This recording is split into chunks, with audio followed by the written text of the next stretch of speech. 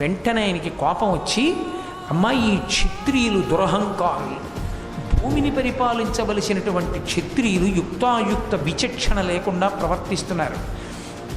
నేను లేనప్పుడు దొంగ దెబ్బ తీసి నా తండ్రిని చంపారు. ఈ క్షత్రియులు బతకడానికి వీల్లేదమ్మా.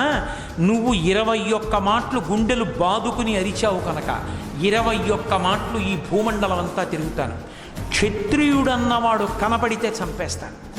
గర్భస్థ పిండమై ఉన్నా కూడా విడిచిపెట్టను, శిశువైనా కూడా విడిచిపెట్టను. క్షత్రియుడన్నవాడు ఈ భూమి మీద ఉండడానికి వీల్లేదు.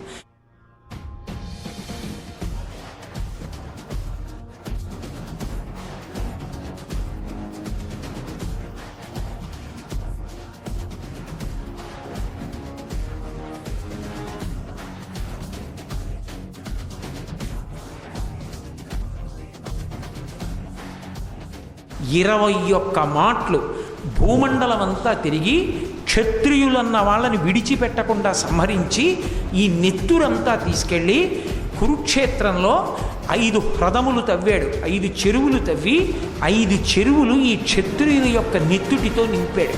5 నెత్తురు తీసి తండ్రికి పితరులకు తర్పణం చేశాడు. అది ఆవేశం. అందుకని ఆవేశావతారం. అంత ఆవేశాన్ని పొందినటువంటి అవతారం